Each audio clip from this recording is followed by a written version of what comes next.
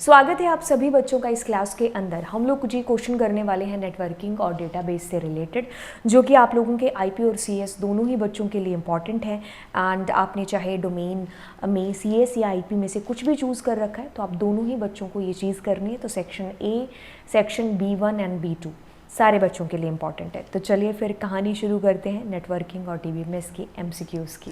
तो चलिए अब देखिए फुल फॉर्म्स कह लो ना, कतई जहर बहुत इंपॉर्टेंट है। ठीक है, अब देखो वैसे हम लोगों ने अपने मास्टर्स के अंदर इन सारी फुल फॉर्म्स को कर रखा होता है, बट फिर भी एक बार है ना देख लेते हैं। देखिए ARPANET हम कहेंगे एक इंटरनेट की सोच जो पहले आई थी या पहले पनपी थी, या कह सकते हो कि फर्स्ट जो है हमारा नेटवर्क आप कह सकते हो, है ना, जो आया था वही क्या है हमारा ARPANET। ये आया था 1969 के अंदर। ठीक है, तो बात ऐसी है कि ARPANET तो इसकी फुल फॉर्म है advance research project agency network. ठीक है, कहां पर लिखा है, कहता है advance research project agency national, advance research project agency network. हाँ, तो मुझे यही सही लग रहा है। आगे एडवांस रिसर्च प्रोजेक्ट एजेंडा। ठीक है, क्योंकि जल्दबाजी में क्या होता है कि आपको जैसे एक बार बड़ा मैसेज फेमस हुआ था लॉकडाउन के अंदर, लोगों को लखनऊ की स्पेलिंग भी लॉकडाउन लगने लग गई थी, है ना। तो उस पर एक मीम आया था बन करके, मेरे को याद नहीं है, बट वही चीज़ कहीं हमारे साथ ना हो जाए कि नेशनल हमें नेटवर्क ना लगने लग जाए। तो हमारा सी आंसर यहाँ पर करेक्ट होने वाला है। कहता है कि out of the following which transmission media require a line of site. Line of site मतलब एक ऑब्जेक्ट यहाँ एक यहाँ है। ठीक है, तो दोनों को इतना प्यार है आपस में कि लाइन ऑफ साइट मतलब सीधी दिशा में एक दूसरे की तरफ देख रहे हैं। तो ये जो कहानी वापर रही है, वापर मतलब ये कहानी जो हो रही है वो क्या क्या क्या किस में है, तो आपके पास में माइक्रोवेव आपका आंसर होगा। एंड हम लेज़र को भी इसका आंसर है जो कर सकते हैं। खैर हम एक बार देखेंगे हमारा आंसर क्या होगा। ठीक है, तो लेज़र आपके पास में है, माइक्रोवेव आपके पास में है, सैटेलाइट माइक्रोवेव तो है लेकिन लेज़र रेडियो वेव नहीं है, मतलब लेज़र है रेडियो वेव नहीं है, रेडियो वेव और ये है ना, तो माइक्रोवेव है। लेकिन दोनों हमारे जो सही आंसर हो रहे हैं तो लेज़र है और माइक्रोवेव है। ठीक है, आपको एनसीईआरटी के अंदर या फिर आप मेरे भी लेक्चर्स देखोगे तो आपको इसमें मैंने डिटेल में चीज़ें बता रखी हैं। हाँ, ये इम्पॉर्टेंट है क्लास 12 के अंदर, तो बहुत ज़्यादा इम्पॉर्टेंट है। आप कह लीजिए गारंटेड क्वेश्चंस के अंदर से आता है। देखिए अब ये है कि कैर और वैर कैर के अंदर अंतर। बात होती है कि आपके पास में कैर था या है, अब इसी का ही अगला वर्जन जिसके आगे आपने वैर लगा दिया। बात ऐसे होती है कि जब कैर की बात करते हो ना आप, तो कैर के अंदर चीज़ें ऐसे होती हैं कि जैसे मैंने कैर के अंदर 20 लिखा, तो इसका ये मतलब हो गया यहाँ पर कि 20 फिक्स हो चुका है। अब जितने भी करेक्टर आएंगे ना इसके अंदर, तो वो 20 करेक्टर ही है जो आपके ऑक्यूपाई करेगा स्पेस। मतलब सीधी भाषा में अगर आप कहो तो इसने क्या कर दिया, 20 का एक ट्रे बना दिया। ठीक है, अब यहाँ पर मतलब 20 काउंट कर लेना, तो अब ये 20 का ट्रे जो बन गया ना, तो अब मैंने मान लीजिए किसी का नाम राम रखा है ना, मतलब कोई एम्प्लॉय या कोई भी बच्चा आता है उसका नाम राम है, तो ये पीछे के जो हमारे स्पेस जो हो रहे हैं ना, तो वो भी कहने का मतलब है कि इसी के साथ ही अटैच होंगे, तो वो भी इसी के थ्रू ऑक्यूपाई किए जाएंगे। तो मतलब कहने का कि अगर मैं यहाँ पर कैर की जगह यूज करती वैर कैर, तो अब आपका मतलब है जो बताने की कोशिश कर रही हूँ इतने टाइम से वो क्लियर हो जाएगा। वो ये कि अगर मैंने वैर कैर का यूज करते हुए सेम टास्क किया, तो जैसे मैंने राम यहाँ पर लिखा, लेकिन इसको कितने का ट्रे ऑक्यूपाई हुआ था, 20 करेक्टर का। लेकिन अब जो पीछे बचा हुआ है ना, तो वो क्या करेगा हमारा एसक्यूएल, उसको किसी और पर्पस के लिए यूज कर लेगा। तो इसमें क्या होता है कि आपकी मेमोरी है जो वेस्ट नहीं होती है। जैसे इसको हम एक सिंपल से एग्जाम्पल से समझे कि आपके घर में कोई फंक्शन हो रहा है, तो आपने क्या किया, 20 कुर्सियां मंगवा ली। ठीक है, तो लेकिन मेहमान कितने आए, 3। ठीक है, लेकिन अब आपके सामने सवाल है कि मैंने 3 कुर्सियां जब यूज की हैं, तो मैं तीनों के पैसे दूंगा या 20 के दूंगा। तो बात यहाँ पर होती है कि जिससे आपने कुर्सियां ली हैं, अब उसने कहा कि नहीं तुम्हें तो 20 के पैसे देने पड़ेंगे, मतलब जो है 3 मेहमान आए, अब उससे मुझे क्या लेना देना, तुमने पहले तो 20 बोला था ना। तो ये कहानी है किसकी, कैर की। लेकिन यहाँ पर दयालु प्रवृत्ति का इंसान आता है, कौन, वैर कैर। अब वो कहता है कि अच्छा तुमने 3 करेक्टर यूज किए हैं, पीछे जो 17 यानी कि 17 जो बच गए ना, उसको किसी और पर्पस के लिए चलो अपने यूज़ कर लेते हैं, ठीक है। तो इसमें क्या होता है बेसिकली, इसका यूज़ आप तब करते हो जब आप श्योर होते हो, जब आप श्योर नहीं होते हो कि कितने करेक्टर आएंगे। जैसे किसी का नाम है, किसी का नाम राम रेंचो, या किसी का रणछोड़ दास, श्यामल दास, चांचड़, जैसे कोई जगह का नाम हो गया, कोई कोटा या गोवा या फिर तिरुवनंतपुरम, है ना। तो कहने का मतलब है कि जब आप श्योर नहीं हो तब हम वेर कैर का यूज़ कर लेंगे, बट जहाँ पर हम श्योर हैं कि मेरे इतने करेक्टर आएंगे तो मैं फिर कैर का यूज़ है जो वहाँ पर करूँगी, क्योंकि ये फिक्स टाइप होता है, इस वजह से ये फास्टली भी काम करेगा। ये फिक्स नहीं होता है, ये वेरिएबल लेंथ होता है, एंड इसलिए क्या होगा कि इसके अंदर टाइम भी है जो ज़्यादा लगेगा। ओके, तो हम यहाँ पर कहें कि भाई मेमोरी वेस्टेज के चांसेस कहाँ रहते हैं, इसके अंदर रहते हैं, इसके अंदर नहीं रहते हैं। तो जब हम श्योर हैं तब हम इसका यूज़ करेंगे, जब हम श्योर नहीं हैं, जब हम श्योर हैं तो हम इसका यूज़ करेंगे, जब हम श्योर नहीं हैं तो हम वेर कैर का यूज़ करेंगे। ओके, तो कहानी को अब थोड़ा सा आगे लेकर के चलते हैं और इस कहानी को पढ़ते हैं कि नेम 1 के अंदर आपने राम को स्टोर किया है, नेम 2 के अंदर आपने रामा को स्टोर किया है, ठीक है। अब कहता है कि देन नेम 1 कंज्यूम, नेम 1 के अंदर आपके 3 करेक्टर यूज़ होने वाले हैं और नेम 2 के अंदर 20 करेक्टर यूज़ होने वाले हैं। ऐसा क्यों है? ऐसा क्यों है क्योंकि ये जो हमारा यूज़ हो रहा है वेरकर, तो ये उतने स्पेस ऑक्यूपाई करेगा 20 में से जितना आपका वेरिएबल की लेंथ है, लेकिन दिस इज फिक्स्ड, ठीक है। तो बोले तो एक बार जो कमिटमेंट कर दी सो कर दी, स्टाइल थोड़ा सा अलग हो गया है ना, बट कहने का मतलब है सलमान खान, है ना। तो एक बार जो कमिटमेंट कर दी सो कर दी, फिर तो हम किसी की नहीं सुनते हैं। तो 20 आपने बोला था, तो अब चाहे 20 लेके आओ और चाहे 3 लेके आओ, 4 लेके आओ या मत्ती लेके आओ, बट ये 20 का स्पेस है जो ऑक्यूपाई करेगा। तो हमारे पास बोले तो 3 और 20 कहाँ लिखा हुआ है? यहाँ लिखा है, तो यहाँ हमारा आंसर हो गया। ओके, तो अब हम ये वाला जो चैप्टर है ये आपका कनेक्टिविटी का है। तो कनेक्टिविटी को मैंने आप लोगों को अलग से नहीं बताई हैं चीज़ें। कहने का मतलब है कि मैंने जो 12th का लेक्चर कराया था ना, मैंने उसी को आपकी प्लेलिस्ट में ऐड कर दिया था, क्योंकि वो लेक्चर बहुत अच्छे से शूट हो रखा है। तो मुझे नहीं लगता कि उसको कोई मैं आगे रिप्लेस, बिल्कुल आगे चल के करेंगे, लेकिन वो एक बहुत अच्छे तरीके से मैंने उसमें चीज़ें एक्सप्लेन कर रखी हैं। तो मतलब जितना आपका सिलेबस है उसमें जितनी चीज़ें बन पड़ रही हैं ना, वो उसमें सबसे बेस्ट तरीके से मैंने बता रखा है, ठीक है। तो वो 1 आवर का लेक्चर है आपका, कंप्लीट जितना क्लास 12th का कनेक्टिविटी है कंप्लीट हो जाएगा। अब देखिए, कहता है कि result set is extracted from the database using a cursor object by giving the following statement, ठीक है। अब ये बात आती है कि आपके पास में क्या है, आपने फैच ऑल का यूज़ किया है। देखो कहानी में ना ऐसी बातें हैं कि इसमें 3 बंदे हैं, एक है फैच ऑल, एक है फैच मैनी, एक है फैच 1। नाम से काम को समझो, क्या है फैच 1 क्या करेगा, एक ट्यूपल रिटर्न कर देगा। ट्यूपल का मतलब है कि वो आपको रिटर्न करेगा, एक ट्यूपल रिटर्न करेगा, और बेसिकली मतलब कहने का कि एक रिकॉर्ड आपके टेबल के अंदर से ला करके आपको दे देगा, तो 1 ट्यूपल हो जाएगा। अगर आपने फैच मैनी यूज़ किया है, तो मैनी के अंदर क्या होता है कि अगर आपने कुछ नहीं दे रखा मैनी के अंदर, तो वो क्या करेगा, आपको वो एक ही रिकॉर्ड फैच करके ला करके देगा लिस्ट ऑफ ट्यूपल में। लेकिन अगर आपने इसमें 5 दे दिया तो वो 5 रिकॉर्ड फैच करके दे देगा, आपने 50 दिया तो वो 50 रिकॉर्ड फैच करके दे देगा। तो मैनी में क्या होता है कि आप एक संख्या बताते हो कि उस टेबल में से मुझे इतने रिकॉर्ड्स को फैच करके दे दो। यदि आपने ऑल यूज़ किया तो आम भाषा में समझे तो क्या समझ में आया, ऑल मतलब सारी टेबल का डेटा, ठीक है। तो कहने का मतलब है कि इससे आपकी टेबल की सारी जो रोज हैं वो आ जाएंगी, और ये आपको लिस्ट ऑफ ट्यूपल में आंसर है जो रिटर्न कर देगा, ठीक है। कहते हैं कि how many records will be returned by the fetch all function या method if 10 records were return from the database. तो 10 के 10 रिकॉर्ड आपके पास में फैच होकर के आएंगे। अब इसमें क्या होता है कि what is the data type of data after the execution. Okay, तो देखो आफ्टर एग्जीक्यूशन, देखिए जब आपका रिकॉर्ड फैच होकर के आ रहा होगा तो एक ट्यूपल में आ रहा होगा, लेकिन क्योंकि तो आप फैच ऑल यूज कर रहे हो तो वो सारे रिकॉर्ड्स को एक लिस्ट में लपेट करके लाएगा। तो हमारे पास में जो डेटा का रिटर्न टाइप होगा वो क्या होगा, लिस्ट होगा। बातों को थोड़ा सा और आगे लेकर के चलते हैं। अब आप इस वीडियो को यहीं पर पॉज करिए, इन सब के आंसर्स आप अपनी कॉपी में लिखिए और देखिए कि आपको इनके आंसर्स आ रहे हैं कि नहीं आ रहे हैं, ठीक है, क्योंकि आगे आपको यहाँ पर इनके MCQs मिलने वाले हैं। तो आप पॉज करके दोबारा से इन सबको देखना और उसके बाद में आपको पता चलेगा कि आप कितने पानी में हो।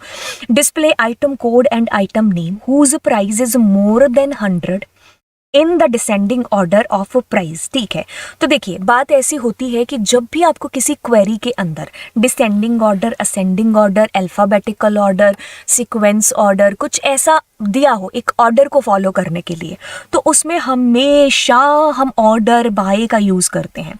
ध्यान दीजिए, जो चीज़ अभी मैं आपको बोलने वाली हूँ, यदि आपको यहाँ पर डिसेंडिंग ऑर्डर की बात करी जाए तो आप DESC एक कीवर्ड का यूज़ करोगे लास्ट में, जैसे हमने यहाँ पर यूज़ कर रखा है।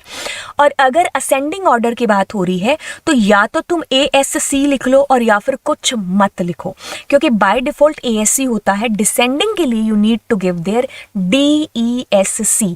अब बच्चा पूछ लेता है कि कैपिटल या स्मॉल, अरे भाई किसी में भी लिखो, ठीक है। अब ये कहता है कि आइटम का कोड, मैं क्या ठीक है यार, आइटम का कोड ठीक है, सारे ही सही हैं। कहता है कि आइटम का नेम, मैं क्या वो भी ठीक है, सारे ही सही हैं। तो मतलब यहाँ तक तुम्हारी सारी क्वेरी ठीक थी, बात यहाँ पर जाकर के चेंज होगी। तो बंदे ने कहा है तुमसे कि डिसेंडिंग ऑर्डर ऑफ प्राइस, ठीक है, तो डिसेंडिंग ऑर्डर, डिसेंडिंग, तो प्राइस DESC, प्राइस DESC। देखो कितना बड़ा धोखा है। धोखा यहाँ पर ऐसा है कि DESE है यहाँ पर, है ना, एक कैरेक्टर की कीमत तुम क्या जानो, तो DESC हमारा यही सही होता है। कौन सा? लास्ट वाला। ठीक है, तो चीज़ों को आंखें खोल खोल के देखना है। Show item name and their respective supplier name. ठीक है, तो बात ऐसे कहती है कि यहाँ दो टेबल्स का मिलन होने वाला है, सप्लायर टेबल का और आइटम टेबल का। मैंने कहा ठीक है, मुझे आइटम का नेम और उनके रिस्पेक्टिव क्या नाम है, सप्लायर नेम। ठीक है, तो आइटम का नेम और सप्लायर नेम। तो बात है कि जॉइंस होगा यहाँ पर, सुपर डुपर कूल। तो हम क्या करेंगे, हम कहेंगे सेलेक्ट कर दो जी आइटम का नेम और सप्लायर नेम। हमारे पास में आता है, इसको हम पहले ही कट कर दें क्योंकि वेयर क्लॉज कभी भी फ्रॉम से पहले नहीं आता है। अब हमने कहा फ्रॉम सप्लायर एज इसमें नाम दे दिया और आइटम एज इसमें नाम भी दे दिया। आइटम, ठीक है। ये जो चीज़ हो रही है ना, जिसको मैं ऐसे ऐसे एरो कर रही हूँ, ये कार्टिजन प्रोडक्ट हो गया। ठीक है, इसको हम नहीं चूज करेंगे। हम कह रहे हैं कि जहां पर भी S डॉट, पता है बात क्या है, बात ये है कि S क्या है, आपने यहाँ पर इसका निकनेम रखना चाहिए था, तो ये भी गलत हो गया। ठीक है, अब हम कहेंगे कि जहां पर ये जो S है, इसका जो S नंबर है, बोले तो ये, ठीक है, बोले तो ये वाला, सॉरी, और आइटम का यानी कि ये वाला, ठीक है, आइटम का आई रखा है ना, तो वो जहां पर भी बराबर है वो चीज़ डिस्प्ले हो जाए। तो हमारा आंसर जो होगा वो D होगा यहाँ पर। Display supplier number, supplier name, who have supplied item, which item code is B2। बात ऐसे शुरू खत्म होती है कि सप्लायर का नंबर, बोले तो ठीक है, सप्लायर का नेम, ठीक है, फ्रॉम सप्लायर एज एस, ठीक है, ओके, इसका नाम हमने एज एस लिख दिया, मैं क्या ठीक है यार, ठीक है, और इसका नाम आपने ये कर दिया आई, ओके, सुपर डुपर कूल। अब आप कहते हो कि वेयर S डॉट, पहले इसको ऊपर वाले को चेक कर लेते हैं, और ये बराबर है और, जिसका भी कोड क्या होना चाहिए, B2। अब ऐसी बात है कि और नहीं लगेगा, यहाँ पर एंड लगाओगे ना, क्योंकि दोनों चीज़ें सही होनी चाहिए, है ना, तो हम एंड वाला ढूंढते हैं। और हमारे पास में, मेरे को ये दोनों सही क्यों लग रहे हैं, बट इसमें थोड़ी सी गलती है, वो ये है हैविंग वाली, है ना, तो हमारा D आंसर है जो यहाँ पर सही होगा। एक बार चेक कर लें, बिल्कुल सही है। देखो आपने क्या किया, S number, S name, from supplier का नाम, S ना, ठीक है। तो बात ऐसी कहती है कि आपने वेयर क्लॉज में इन दोनों को कहा कि जहाँ बराबर है, और क्योंकि तो उसने B2 मांगा था तो हमने कहा and code is equals to B2। ठीक है, अब ये कहता है, क्या कहता है, item name, price and supplier name of item which have been supplied by a supplier of Jaipur. देखिए मुझे आइटम का नेम, ठीक है, तो मैं कहती हूँ आइटम का नेम, आइटम का नेम, आइटम का name and item name, price, S name है क्या, हाँ एस नेम, फ्रॉम टेबल का नाम, नाम, निकनेम दे दिया उसको, ठीक है, आइटम, नाम, ठीक है। अब कहानी यहाँ पर चेंज होगी, तो इसको आप कट कर दो, ये हमारा आंसर नहीं होगा देखते से ही। क्यों? क्योंकि where city is equals to Jaipur लिखा है, लेकिन हमें दोनों की, फॉरेन की और प्राइमरी की को भी तो देखना है ना, और हम लगाएंगे नहीं, ठीक है। और हाँ, इसमें भी वही बात है, आपने जयपुर का देखा नहीं, तो हमारा सी आंसर यहाँ पर होगा। दोनों कंडीशन देखनी है ना, एक की फॉरेन और प्राइमरी की, और दूसरे की सिटी जयपुर भी तो होनी चाहिए, है ना। तो हमारा सी आंसर इज करेक्ट। कहता है कि Monica wants to see how many databases have already been developed in MySQL on her machine. Okay, देखिए आपके पास में आपको ये जानना है कि कितने डेटाबेसेस आप अभी तक जो है आपके डेवलप हो चुके हैं। तो A, B, C और D, तो यानी कि आप लिस्ट को क्या करना चाहते हो, देखना चाहते हो। तो आप करोगे शो डेटा बेसेस, कहाँ पर लिखा है शो डेटा बेसेस, ये रहा, ठीक है। तो आपका आंसर ए होने वाला है, ठीक है, शो डेटाबेसेस। अगर यहीं पर बंदे को यहाँ पर टेबल की जरूरत पड़ती तो आप क्या लिखते, शो टेबल्स, ठीक है, ये चीज हो रही होती। अब ये कहता है कि R dash is used to combine rows from 2 or more tables used on a related column between them. Combine कर रहे हो रो फ्रॉम 2 और मोर टेबल्स। तो हम यहाँ पर जॉइंस की बात कर रहे हैं, है ना। जब हमें क्या करना है, दो रिलेशंस को आपस में क्या करना है, जोड़ना है। मतलब दो रिलेशन का मतलब है टेबल को, ऑफ कोर्स हम जोड़ रहे हैं। तो आ join is used to combine rows from 2 or more tables used a related column between them। तो एक टेबल, दूसरी टेबल, तीसरी टेबल, चौथी टेबल। तो अब आपने क्या कर रहे हैं, इनको कंबाइन, मतलब इनसे अलग अलग टेबल से डेटा को फैच कर रहे हैं। तो आपके पास में बातें आती हैं, बातें सॉरी हो गया ना, ठीक है। Okay, so you need to choose there what correct option, ठीक है। तो देखिए टाइप्स ऑफ जॉइंस आपको बताना है। तो क्रॉस जॉइन, कार्टेजन प्रोडक्ट इसी में आता है, इक्वी हो गया, नेचुरल हो गया। आपके सिलेबस में इतनी ही चीज़ें हैं। बाकी मैं आपको रेकमेंड करूंगी कि आप एक बार यूनियन और जो है इंटरसेक्शन वाला है ना, तो उसको ज़रूर आप देख लो, माइनस वाले को। ओके, तो ये कभी आपके 11th-12th के सिलेबस में थे ही नहीं, कभी हम लोगों ने जब मास्टर्स के अंदर पढ़े होंगे। तो मतलब आप एक बार उनको देख लेना, उन जॉइंस को भी। बाकी आपके सिलेबस में नहीं है। मैंने आई थिंक बहुत पहले कभी पढ़ाए होंगे, तो मुझे भी याद नहीं है अभी कब पढ़ाया होगा मैंने भी। लेकिन आप उसको थोड़ा सा अपने मास्टर्स की बुक्स के अंदर से, अदरवाइज आपको NCERT के अंदर भी मिल जाएगा, बट इस सिलेबस में नहीं है, ठीक है। तो ये तो अब हमें आंसर पता ही चल गया है। कहता है कि what will be the primary की degree and cardinality of item relation, also specify the reason, what will be the, okay, तो पहले हम इसका एक बार आंसर कर दें। so what will be the primary की degree cardinality of item relation. देखिए आइटम रिलेशन की यदि आप बात करते हो, शायद मैंने इसमें ऑप्शन भी दे रखे हो, यस। तो यदि आप यहाँ पर आइटम टेबल की बात करते हो, कहाँ पर है हमारे पास आइटम टेबल, ये रहा। तो बंदे ने पूछा है आपसे कि प्राइमरी की, तो मैं प्राइमरी की इसको बना दूँ आइटम नंबर को, है ना। क्यों? क्योंकि यही यूनिक और नॉट नल प्रतीत हो रही है। डिग्री यानी कि टोटल नंबर ऑफ कॉलम्स। तो अगर हम डिग्री की बात करेंगे, यहाँ पर लिख लेते हैं, अगर हम डिग्री की बात करेंगे 1 2 3 4 4 है। कार्डिनलिटी की बात करेंगे तो 1 2 3 4 5, और पीके की बात करेंगे प्राइमरी की तो आइटम नंबर। तो ये कहाँ पर चीज़ लिखी हुई है, तो आपके पास में cardinality is 5, cardinality is 5, degree is 4 and that is item number. मैंने किसी और को चेक भी नहीं किया, तो हमारा यही ही सही है। अब आती है आपके पास में इनवॉइस टेबल के अंदर फॉरेन की कौन सी है। फॉरेन की यानी कि दोनों टेबल में देखो डेटा, देखो फॉरेन की का नाम और प्राइमरी की का नाम अलग अलग हो सकता है, बट अमूमन यूजुअली आप जिसको कहोगे तो हम सेम दे देते हैं। तो दैट इज़ योर फॉरेन की, so it is item number. अब ध्यान दीजिए ना, इसमें अगर ये एक प्राइमरी की है तो ऑब्वियसली इसमें ये फॉरेन की होगी। यहाँ पर क्या ये पापड़ लेने आई है, फॉरेन की तो बनने आई है। अब ये कहते हैं कि डिग्री क्या है, तो डिग्री आप देखो 1 2 3 4, कार्डिनलिटी 1 2 3 4 5, ठीक है। तो ये कार्डिनलिटी। तो C5 कहाँ लिखा हुआ है, D4 कहाँ लिखा है, और आइटम नंबर तो नहीं है। C5D4, तो हमारा C फिर से आंसर सही होगा। ओके, अब आपको फिर से यहाँ स्टैक का आ गया है, तो एक बार आप मुझे कंफर्म कर देना, क्योंकि मेरे को सिलेबस में नहीं दिखा वो, बट क्लास 12th के सिलेबस में है। अ table teacher has attribute code name post category, write down the command delete the attribute category from this table. ठीक है, तो कहता है कि table teacher has attribute, 3-4 attributes हैं टेबल के अंदर, कोड है, नेम है, पोस्ट है, ठीक है, कैटेगरी है CATEGORY, है ना, ठीक है। तो ये आपके पास में एट्रीब्यूट्स हैं। अब ये बंदा कह रहा है कि write down the command delete the attribute category, तो इसकी कमांड हम लिखें, बट उससे अच्छा हम यहाँ पर एक बार उसके MCQs ना देख लें, है ना। तो आप इसमें पोज करके बता रहे होंगे कि भाई आंसर क्या होगा, और आपको इस ब्लैक वाले में से चूज करना होगा।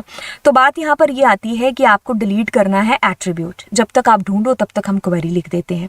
तो कहता है ऑल्टर, मैं क्या ठीक है, क्योंकि आपको एट्रीब्यूट को डिलीट करना है ना। तो कहता है ऑल्टर, तो कहता है ऑल्टर टेबल, टेबल का नाम यहाँ पर क्या है, डिलीट करना है कैटेगरी, CATEGORY कैटेगरी, और क्या करना है ड्रॉप, हमने गलत लिख दिया। क्रिएट टेबल, टेबल का नाम लिखना चाहिए था, और टेबल का नाम है टीचर, ठीक है। क्रिएट टेबल, टेबल का नाम टीचर। अब ड्रॉप करिए किसको, कैटेगरी को, ठीक है। अब हमारे पास में ये कहाँ लिखा हुआ आपको प्रतीत हो रहा है, वही आंसर है। ऑल्टर टेबल, टेबल का नाम, ड्रॉप कैटेगरी। तो हमारा आंसर जो ऊपर से सेकंड, यानी कि ऑप्शन नंबर 2 ओनली, तो यानी कि यहाँ से 3 को हम आंसर कर रहे होंगे, ठीक है। अब देखो एक और चीज़ आपको बता दूं, अगर आपको नया कॉलम जोड़ने के लिए बोला जाता तो आप यहाँ पर लिख रहे होते ऑल्टर टेबल, टेबल का नाम इज टीचर, ठीक है, और मुझे क्या करना है, ऐड करना है नया कॉलम। मान लो सिटी ऐड कर रहे हो, तो सिटी, एंड मैं क्या करती, इसका डेटा टाइप लिख देती, तो मैंने वेर कैर जैसे 20 semicolon. So that is how we will be able to add a new column. Let suppose कि अगर इसको डिलीट होता, जो कि इसी सेम क्वेश्चन में था, तो इसको आप हटा चुके होते और यहाँ पर ऐड की जगह ड्रॉप लिख चुके होते, ठीक है। सो दिस इज हाउ, कैसा सिंपल हो गया। बात करते हैं इसके बारे में। कहता है कि क्रिएट टेबल एम्प्लॉय, ठीक है, जिसके अंदर आपके पास एम्प्लॉय का नंबर करेक्टर 3 लिखा हुआ है। कहता है कि नेम वेरकर, ठीक है, और फिर आपने इंसर्ट लिखा हुआ है। अब ये आपसे पूछ रहा है कि S1 और S2 के अंदर जो कुछ डेटा है आपको ये चीज़ बतानी है, which one is DDL। Okay, तो बात को ध्यान से सुनिए, जो चीज़ हम बता रहे हैं, मैंने इसको सिद्धू मूसेवाले के नाम से याद कर रखा है। मतलब मैं पहले से, जैसे काफ़ी टाइम से, अब तो कितने 7 साल हो चुके हैं इस फील्ड के अंदर, टीचिंग के अंदर, है ना, तो मैं हमेशा इसको सिद्धू मूसेवाले के नाम से ही बच्चों को समझाती थी, है ना। हाँ, तो कहने का मतलब मैं ऐसा बोलती थी कि इसको SIDU बोलती थी, नहीं बोलती हूँ भी, है ना।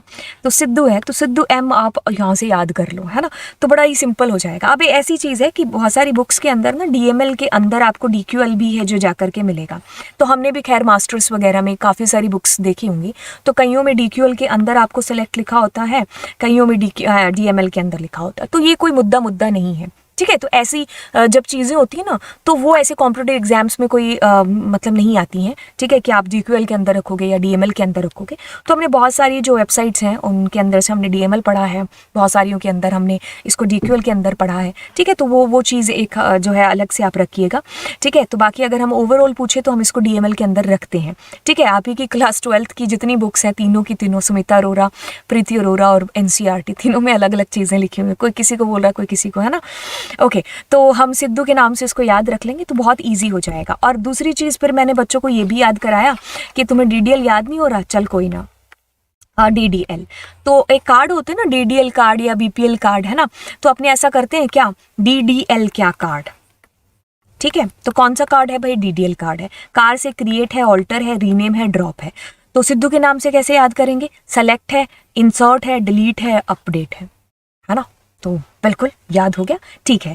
अब कहानी कहती है कि क्रिएट कहाँ लिखा हुआ है, मैं क्या DDL में लिखा हुआ है, तो DDL इंसर्ट कहाँ लिखा हुआ है, कहानी कहती है DML में लिखा हुआ है, तो DDL DML कहाँ लिखा है, ये रहा, तो ये हमारा आंसर हो गया। अब बात आती है कि स्ट्रक्चर्ड क्वेरी लैंग्वेज के अंदर, वैसे इसके अंदर TCL वगैरह भी आ जाता है, वो भी आप थोड़ा सा देख लेना अपने एग्जाम के पॉइंट ऑफ व्यू से, बट इट्स ओके क्योंकि सिलेबस में ये 2 लिखी है, तो DDL और DML हम यहाँ पर लिख रहे होंगे। कहता है क्या कहता है कि ये टेबल क्रिएट करो। आपको पता है ये क्वेश्चन क्लास 12th के अंदर 3 मार्क्स का आता है, क्रिएटिंग टेबल वाला।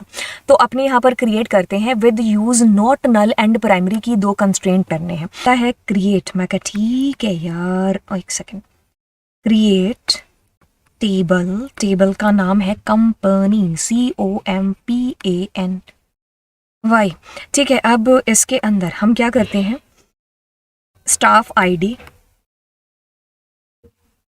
एज इट इज़ वही देख देख करके लिखना, और इसकी जो करेक्टर है क्या, करेक्टर टाइप, ठीक है, तो कैर लेंथ कितनी है 5, तो इसमें आगे प्राइमरी की लिख देते हैं, मेरे यहाँ से लिखा नहीं जाएगा, तो अपने ऐसा करते हैं टाइप ही कर लेते हैं इसको, ठीक है।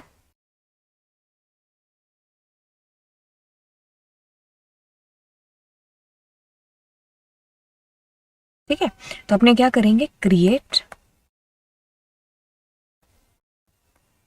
टेबल, टेबल का नाम क्या है, आपके पास में कंपनी लिखते हैं, इसको रन भी कर लेंगे ना, क्रिएट टेबल, टेबल का नाम है COMPANY, ठीक है, और फिर staff STAFFID as it is वैसे ही लिखना है, ठीक है। देन आपके पास करेक्टर, मैं क्या ठीक है, कहता है कितना, मैं क्या 5, कहता है प्राइमरी की, ठीक है। फिर आपके पास में आता है फर्स्ट नेम, ठीक है, और फिर क्या आता है वैरकर कितना 20, ठीक है। फिर कहता है नॉट नल, ओके। फिर आता है LASTNAME कितना, वैरकर कितना 15, ठीक है। और यहाँ कुछ इसका कंस्ट्रेंट देने का इरादा है नहीं, इज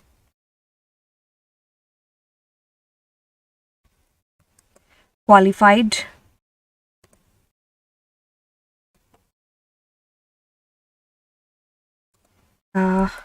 कैर, और कैर में कितना दे रखा है 4,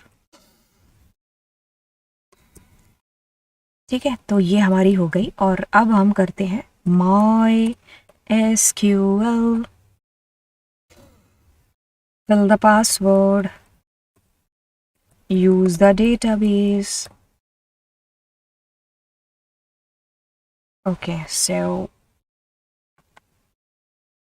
ओके, तो हमारी क्वेरी यहाँ पर आ चुकी है और हमारी टेबल भी बन चुकी है, ठीक है। तो like how we will be able to create our table, ठीक है।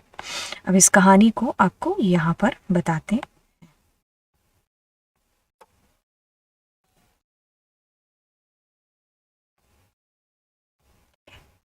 हाँ, वैसे ही हमने चीज़ें बहुत की होंगी, हाँ, तो ये इतना मुद्दा नहीं है कि भाई क्या, देखो ध्यान से, आपने क्या किया, क्रिएट टेबल, टेबल का नाम, bracket open bracket close semicolon, पहला attribute data type constraint, attribute data type constraint, attribute data type constraint, constraint नहीं है, एट्रीब्यूट डेटा टाइप, कॉमा नहीं लगेगा। तो ऐसी जो चीज़ हमने की है यहाँ पर, वो कैसे की है, तो सबसे पहले आपको डेटाबेस क्रिएट करना पड़ेगा, ठीक है। ठीक है, अब डेटाबेस क्रिएट हो गया, तो उसके बाद में मुझे क्या करना पड़ेगा, यूज़ करना पड़ेगा। एक चीज़ बताएं, हमने कुछ गलत किया है, यहाँ पर टेबल का नाम कंपनी नहीं था, ये चीज़ पढ़नी चाहिए थी, क्रिएट टेबल, टेबल का नाम, सॉरी, क्रिएट डेटाबेस, डेटाबेस का नाम क्या है, कंपनी, ठीक है। तो ये चीज़ हमसे गलत हो गई, डेटाबेस का नाम कंपनी है, हमने टेबल का नाम कर दिया। फिर टेबल का नाम क्या दिया है इसने, create table with use of not null primary key constraint for the following relation, ये रहा टेबल का नाम, ठीक है। तो ये आप एक बार थोड़ा सा देख लेना, क्रिएट डेटाबेस, डेटाबेस का नाम, उसके बाद हमने क्या किया, ये तो गलत हो गया क्योंकि इसमें यूज़ नहीं लिखा हुआ है, तो यूज़ लिखा हुआ है, यूज़ लिखा हुआ है, और ये भी गलत हो गया क्योंकि शो लिखा हुआ है। ठीक है, तो ये दोनों चीज़ें हो गई। तो अब ये स्टाफ है, स्टाफ टेबल का नाम है। ठीक है, करेक्टर इसमें प्राइमरी की दिया नहीं, तो ये हमारा बिल्कुल सही है। जो अभी हमने चीज़ की, हमसे एक ही गलती हुई है, वो कौन से वाली, ये वाली, तो ये हम चेक कर लेंगे। ठीक है, ओके, आगे चलते हैं, आगे चलते हैं। कहता है consider the following table, employee and department, write output produced by the following query. Okay, तो इससे आपको क्या आउटपुट पता चलता है या मिलता है, तो आप यहाँ पर लिखेंगे AVG, इधर बना लें अपने अपना आउटपुट AVG, और उसके अंदर लिखेंगे सैलरी। अब ऐसी बात है कि आप क्या करोगे, ग्रुप बनाओगे, किसके, डिपार्टमेंट की आईडी के। तो अपने क्या करते हैं, ग्रुप बनाते हैं पहले D001 का। ठीक है, ओके, फिर उसके बाद में इसका, उसके बाद में इसका, उसके बाद में इसका। ठीक है, ठीक है जी, ठीक है। तो हमारे पास में D001 का है ना, तो मुझे ग्रुप तो यहाँ लिखना नहीं है, मुझे तो इनकी सैलरी का एवरेज लिखना है। तो 75 और 65, तो अपने क्या करते हैं 65,000 000, तो 5 5 10, 6 6 12, 13 1 14। तो आपको क्या निकालना है, एवरेज निकालना है। तो आपके पास में क्या आ जाएगा, 7 आ जाएगा, है ना, 7 1 2 3 4। ठीक है, तो 70,000 आ जाएगा। फिर उसके बाद में तो सारे के सारे इकलौते ही हैं, तो आप सीधा सीधा यही लिख दो, 59,000 4000 एंड 1000। ठीक है, तो आपके पास एवरेज आ गया। तो दैट्स इट। अभी देखते हैं हमारा आउटपुट। 0.0 भी है जो लगा देना, वो इसलिए क्योंकि एवरेज निकालना है आपने। ठीक है, ओके, तो अब हम लिखेंगे हमारा आंसर क्या था, 70,000। ठीक है, और 59 और 40 और 10, मुझे नज़र में पहले में यही लग पड़ा, तो यही आंसर होगा शायद, है ना। ठीक है, ओके, तो अब ये कहता है कि select the name department from employ department. ठीक है, ये हुआ है जॉइन, है ना, ओके, जिसकी भी सैलरी 50,000 से ज़्यादा है। तो अपने क्या करते हैं, नेम को सेलेक्ट करेंगे। तो सबसे पहले नेम, उसके बाद में डिपार्टमेंट नेम। तो मैं इसको अपनी डी नेम लिख देती हूँ। ठीक है, department name name name name name name, पहले अलीशा है, अलीशा वाला रिकॉर्ड आएगा, और इधर डिपार्टमेंट नेम वाला आएगा। ठीक है, तो अपने निशान लगा के रख लेते हैं इन दोनों को। फिर मुझे 50,000 से ज़्यादा वाले, तो रिकॉर्ड कौन से हैं देखने, पहले आपको ये वाला आना है, ये वाला आना है, एंड ये वाला। ठीक है, फिर हमें ये भी देखना है, कौन सा, फ्लोर नंबर कहाँ, नहीं, एम्प्लॉय आईडी, हाँ ये वाला, क्योंकि ये यहाँ पर आ गया। ठीक है, तो अब D001, D002, D001। ठीक है, तो यानी कि ये और बस, क्योंकि 3 और 4 तो सेलेक्ट नहीं हो रखे, है ना। तो अपने क्या करेंगे, सबसे पहले अलीशा, पेन चेंज करते हैं। ठीक है, उसका जो डिपार्टमेंट है वो कौन सा है, पर्सनल। ठीक है, फिर आपके पास में आता है अलीशा के बाद में मैंने किस टेबल को सिलेक्ट कर रखा है पहले, हाँ ठीक है, अलीशा। उसके बाद में मेरे पास D001 है ना, तो मैं फैज़ को भी लाऊंगी। ठीक है, तो फैज़ का कौन सा है, D001, तो पर्सनल। अब मेरे पास में आएगा नितिन। नितिन के बाद कौन आ रहा है, मतलब नितिन का कौन सा है, D002, तो एडमिन। ठीक है, तो हमारे पास में ये हो गया। तो अलीशा फैज़ नितिन, अलीशा फैज़ नितिन, तो ये कहाँ लिखा है, वही हमारा आंसर होगा। तो ये क्या किया, ज्वाइन किया ना अपने दो टेबल को। ठीक है, तो बिल्कुल अगर मैं आपको दोबारा से समझाऊं इन चीज़ों को, देखो दो चीज़ें हमें ध्यान में रखनी है यहाँ पर। इसके अंदर देखो, एक तो 50,000 से ज़्यादा होना चाहिए, और दूसरा रिकॉर्ड जो दोनों सेम भी मिलते हों। ठीक है, तो 50,000 से जो कम वाले हैं वो ये हैं, तो D003 और 4 तो वैसे नहीं आएगा, है ना। ठीक है, इसको तो हम लेंगे नहीं। अब लिया किसको है, इनको लिया है, क्योंकि इनकी 50,000 से ज़्यादा है। ठीक है, ठीक है।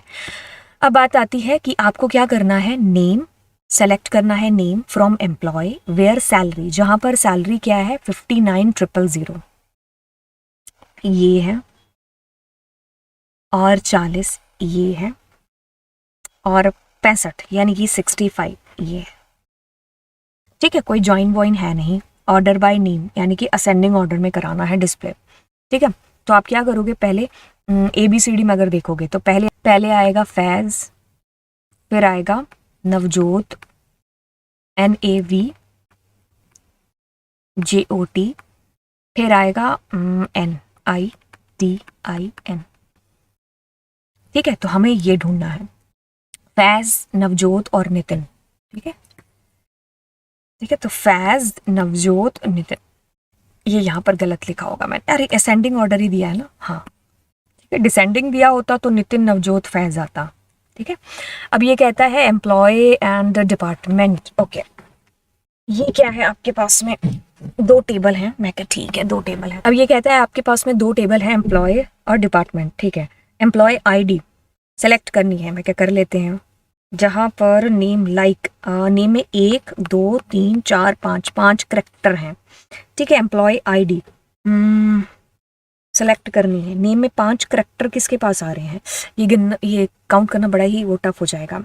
1 2 3 4 5 6, नहीं अलीशा, 1 2 3 4 5 नितिन, यानी कि 123, इधर लिख लेते हैं फटाफट से, 1 2 3 4 5, 1 2 3 4 5 जिम्मी 130, ठीक है। और विद 10 एक 4 है ना, तो आपके पास में जो आंसर आएगा वो 123 और 130 वाला, 123 और 130, सो आई गेस या, ठीक है। आगे चलते हैं, कहता है कि name the type of network based on their geographical spread, okay. तो हमारा जो आंसर है, एक सेकेंड, इसमें से पता है, ये मैंने क्वेश्चन अपनी मर्जी से अपने खुद से बनाया है, वो ये है कि from the above given option choose the correct one. देखो मैंने यहाँ पर कहा है कि ज्योग्राफिकल एरिया के बेसिस पर आपको बताना है, तो पैन, लैन, मैन, वैन सही है, फुल फॉर्म देख लिया आपने। अब ये कहता है कि these devices are required to connect a computer to any network, तो network interface card, LAN, ethernet, ठीक है, ये भी ठीक है। फिर आता है guided media, unguided media. Guided media में आपके पास यानी कि तार वाला, कोएक्साइल, फाइबर, ये हो गया। अनगाइडेड में रेडियो वेव, माइक्रोवेव, इंफ्रारेड, तो हमारे पास में ऑल ऑफ आर करेक्ट, यही आएगा। तो मतलब इस क्वेश्चन के थ्रू मैं क्या बताने की कोशिश कर रही हूँ, इसके थ्रू मैं आपको एक वन शॉट के अंदर रिवाइज भी है जो चीज़ करा रही हूँ, कि अगर हम ज्योग्राफिकल एरिया की बेसिस पर बात करें तो सबसे छोटा है पैन, लैन, मैन, वैन, ठीक है। फिर हम अगर कनेक्शन की बात करें तो हमारे पास नेटवर्क इंटरफेस कार्ड, लैन कार्ड, ईथरनेट कार्ड। बात करें अगर गाइडेड मीडिया, वायर्ड मीडियम की, तो ट्विस्टेड, कोएक्साइल, फाइबर। अनगाइडेड की बात करें तो रेडियो, माइक्रोवेव, इंफ्रारेड, है ना। ओके, अब ये कहता है आपके पास में एक ऑप्शन ए है, ये वाला ऑप्शन ए है, ये वाला ऑप्शन बी है, तो इसमें से चूज करो, ए बताओ, बी बताओ, सी बताओ, डी बताओ। तो पढ़ते हैं इसको, क्या है। Name tags can be created, it can case sensitive, case sensitive जैसे ही लिखा मैंने XML को चूज कर लिया, अगले पढ़ने की जरूरत ही नहीं है। It is in case sensitive, तो यहाँ पर टैग्स की बात हो रही है, तो ये HTML, ठीक है। तो यहाँ पर आपको एक डेफिनेशन, एक अंतर पता चल रहा है दोनों के बीच में, XML एंड HTML। अब ये कहता है कि आइडेंटिफाई करो अनगाइडेड कम्युनिकेशन मीडिया, ठीक है, अनगाइडेड, ठीक है। तो अनगाइडेड में आपका इंफ्रारेड आ रहा है, आपका माइक्रोवेव आ रहा है, रेडियो वेव आ रहा है, तो infrared, microwave, radio wave a option के अंदर है। आगे चलते हैं, कहता है कि suggest the most suitable place to server of this organization with suitable reason. देखिए सर्वर्स वाला जब भी क्वेश्चन आए तो हमें एक चीज़ देखनी है कि जहाँ सबसे ज़्यादा कंप्यूटर है वही आपका सर्वर होता है, क्योंकि सर्वर इज़ लाइक ए शक्तिशाली, तो जहाँ सबसे ज़्यादा कंप्यूटर होंगे वही शक्तिशाली भी होगा। अब आपको कहता है कि zone Z as it has the most number of computer, ठीक है, तो जोन जेड क्योंकि इसमें सबसे ज़्यादा नंबर ऑफ कंप्यूटर है।